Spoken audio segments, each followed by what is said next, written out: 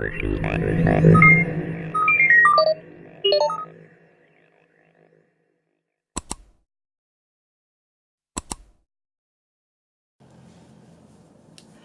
Reflections. So I just wanted to talk about something that I've been going through for a while, and I'm pretty sure you guys are too. If I'm going through it, probably somebody out there is. Now I'm going to be talking about hate, hatred, anger, shame, anything that makes you feel really crappy inside.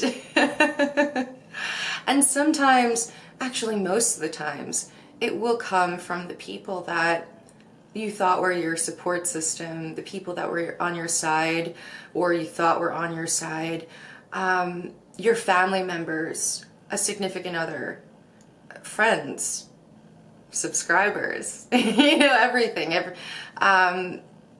Hate can come from a lot of places, but hate can come most importantly from your family and your peers and your friends, and the people that you thought that you could confide in, and then all of a sudden they make you feel silly or shameful, or they ridicule you, or they make you feel ridiculous. Now, keep in mind, this is something that I had to learn through time. I started my journey, my spiritual journey, I'd say in 2013, but it didn't really get real until 2015, 2016. What I have to keep into mind is that a lot of these people usually have your best interest at heart. It's just that they don't really understand that what they perceive to be good for you is actually just their own idea of what is normal or good or perceived as acceptable. So my biggest problem was when I first started out, I was getting a lot of hate, especially when doing this YouTube channel, not just from my friends, but also my family and later on my peers. One thing that stopped me was having no self-confidence, and having a very superficial self-confidence. So the superficial self-confidence was all about how I looked versus how, what my vibration was, what was I about? What came out of my mouth, my actions, and what I did within my life. So I was very scared at first because I had very low self-esteem. And also, getting into this, you get all of this hate from everybody, because when they expect someone doing spiritual work, they don't expect a girl or a woman. So a lot of people, when I first started out, found me a novelty. Oh, that's so cute, stuff like that. And that kind of pissed me off because that didn't make me think that my peers were serious about me or that they didn't see me as their equal, and that's a thing, especially with the male ego. Sometimes, not all the time, but sometimes we are perceived as less than. And this is perpetrated by the Abrahamic religions, and not just the Abrahamic religions, but also all around the world. You can find this heavily in Southeast Asia, in the Arab communities, in the Middle East, in Africa, in the West, everywhere. So this perception that females are less than or do not have divine contact is permeated all over the world. So that's the first thing that really stopped me, was myself, because I thought, well, they're just going to make fun of me. They're not going to take me seriously. They're just going to think I'm this novel thing. And of course that was the case, but I felt like I had to prove myself 5,000 times, 1,000 times more than my male counterparts and peers. And then after, I just stopped trying so much because I realized that I do have a mission just like everybody else in life, and I stopped judging myself because I realized, okay, you know, I've been doing work steadily for a while. The next thing that I would say was what I dealt with was my grandmother. And she's extrasensory, just like me. I'm extrasensory. We come from a family that is psychic and extrasensory. So it's not just me in the family, it's my sister, it's my uncle, it's my grandmother, it's my aunt, so it's not just me. And my grandmother, knowing that what I was going through, but having fear about it, she always told me, relax, don't get too far into this. And she was always that ear in my voice of hesitation. And she always would remind me that my great aunt would get addicted to meditation. And there was always this thing where she always felt scared for me going into this. And I think it's because of how society had judged her and perceived her, and a lack of information, and a lack of understanding of what actually is going on here. The visions had come and gone for about, I would say, there's a, yeah, please, hold on, let that just go through. I don't get mad when there's noise anymore. I kind of just incorporate that within the video now. Anyway, so I can understand why she felt that way. In her eyes, she was trying to protect me. But sometimes you have to realize that what people think is good, or what people perceive as good for you, might not really be good for you. I personally feel that you should know yourself way more than anybody else knows you, and just to go within and go with your intuition. So that was one thing that kind of stopped me before, was seeing my grandmother tell me, oh, don't talk about your visions, don't talk about seeing things, don't talk about these things, which is really funny because I had to like stop her and be like, hold up. I don't see things while I'm just like talking to you like this, you know, like that's not how things are with me. I have visions in, like a lot of you guys, shamanic spaces, lucid dreams, okay, and also, let's see, hypnagogic states. So it's not like I'm just looking at somebody and then all of a sudden I see this, you know, apparition or something. It's usually within my lucid states. And that's where the entity contact comes, and that's where all of my information comes from. It doesn't come from other people's stuff, doesn't come from Google, doesn't come from, you know, just copying other people. It comes from direct contact from me and my personal experiences.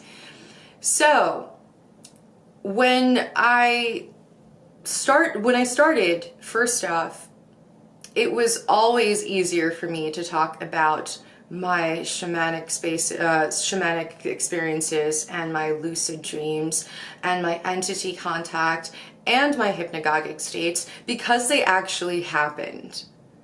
You know, it's a lot easier for me to talk about that than to just express my mind like this and talk like this, because I don't know, it just seems more real. Like the fact that it's really that black and white, like it either happened or it didn't. So that's what makes it easier for me.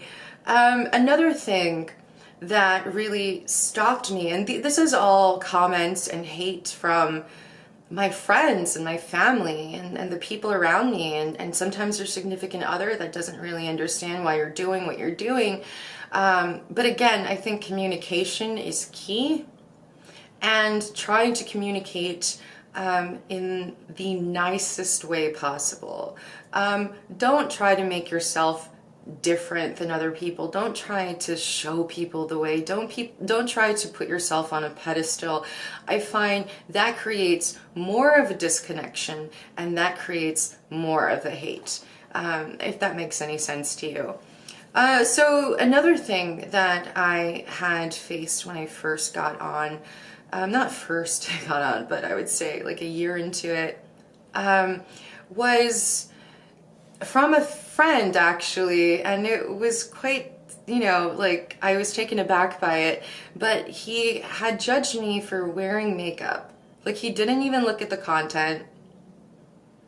He didn't even hear what I had to say. He didn't really watch anything.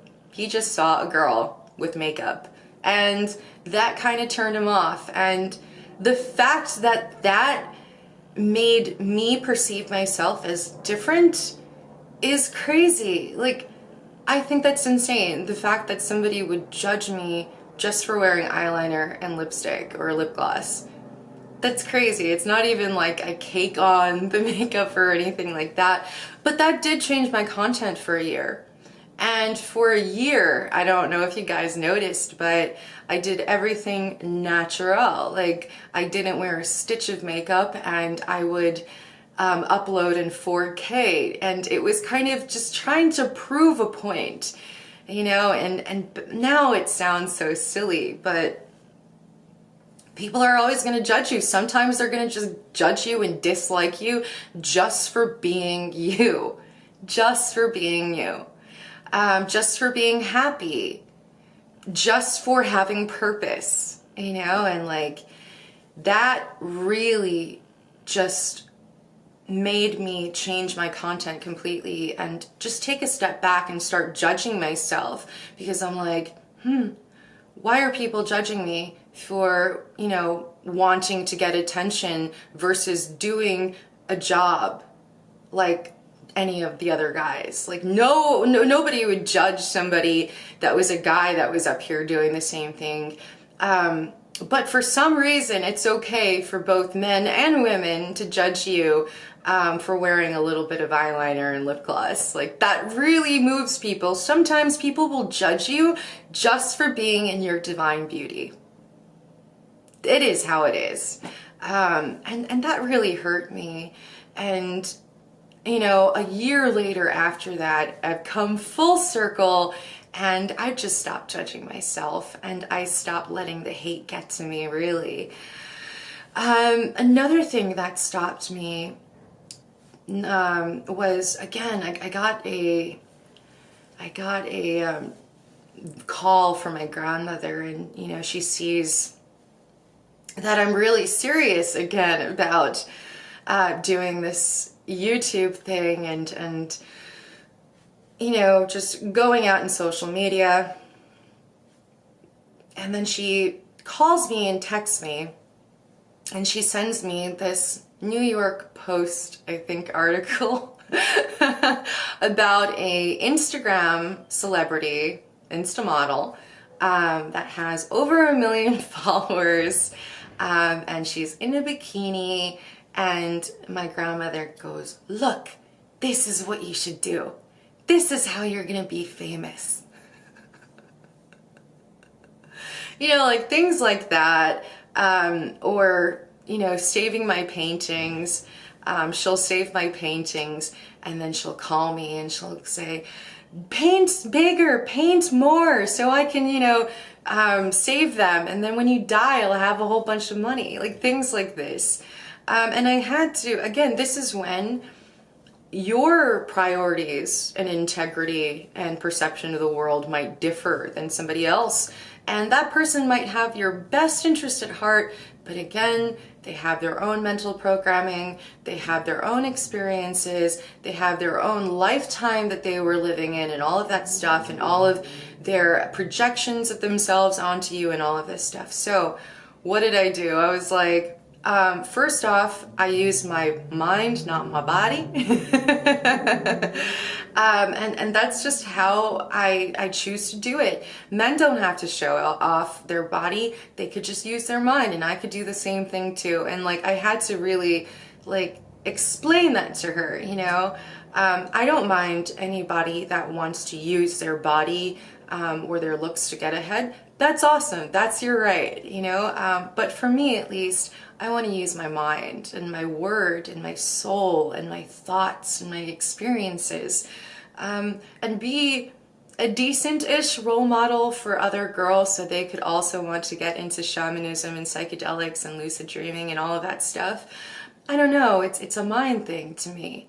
And the more I get into this, the more I get into my mind. And it's so exciting, you know? So like for me, I never even like thought that way. So again, like dealing with that. And then she came to me the other day because she was like, oh, I guess, you know, you keep on doing this thing, but you know, you're not doing anything. You're just on the internet. And that was coming from my grandma. Damn. She goes, you millennials, you know, you guys are so this, and this. You're not doing anything. You think you're doing something. We were the hippies. We were the generation before you. And we did so much more than you can ever do. And we started the revolution. And again, that was, and when I heard that, all I could hear in her voice was regret, pain, bitterness, and jealousy, really. I mean, you don't know how many times she told me, I wish I was born in the age of the internet. I wish I had the opportunities you have. I wish I could put myself out there. And I wish I could have done so much more. So like, again, I didn't let that get to me, and I certainly don't need validation from those around me to tell me anymore. Before, of course, when I first started, it was all about the validation, because you were just getting into this and you were just making your videos and making a name for yourself and establishing yourself. But now, almost 2 years later, I can safely say I know I'm in my divine purpose. And that's another thing. I had to explain to her divine purpose and being part of the change versus fame and wanting validation and likes and comments and subscribers and glory and attention. If anything, I don't make enough videos because I don't want attention. You know, there's still something within the back of my head that is stopping me from, you know, pursuing this every single day. But I've been trying to come up with a game plan. I've been letting go of the insecurity of shame and guilt and judgment and all of that stuff, so I can talk about some real things, and I can do it a lot. I have the equipment, I have the technology, why shouldn't I? It just seems like one of those things, you know, like, Samina, you've been blessed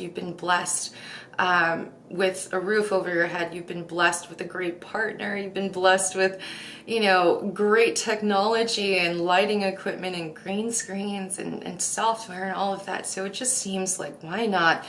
But the only thing that is kind of stopping me is figuring out how to upload on multiple platforms. You don't understand. If I were to upload to all of my YouTube channels in a day, mine's, bitchute, and DTube, I wouldn't have a life. Seriously, I'd be uploading all day. So other content creators that are doing the same thing, how do you do this like every day on multiple platforms and not spend all day in front of your computer? I think about this, and it's not about making the content that's really hard. Making the content is easy. It's uploading to multiple streaming platforms, okay? You would need 2 or 3 computers to be able to do that. And for all of my people that are are doing this as well, yeah, comment down below and tell me how you do that, because it seems like one would need multiple computers to be streaming on many platforms. So basically the moral of the story is, don't let people get you down, man. Most of the people within your life, whether it's your family, your friends, they just want to protect you, and they're really insecure themselves. They're projecting hardcore. They're afraid of how people will perceive them. They don't want to see you hurt. And sometimes a lot of their love is misguided and, again, programmed, and it combats your programming. So you just have to learn how to listen to your intuition, do what's good for you, and not have that anger within your heart with them. I still contact my grandmother all the time. You know, we still have a great relationship. I just know that I have to do things my way, you know, and not to... I almost sometimes felt very sad that I was the one that was full of all of this wisdom, you know, and I was looking for that in my mother and my grandmother, and I always felt a little bit let down. But now that I am a woman, you know, now that I am in my divine womanhood, I embrace that a lot. Anyway, reflections. Video's cutting off. I'll do an outro right now. I hope you guys are having an awesome, awesome, awesome day.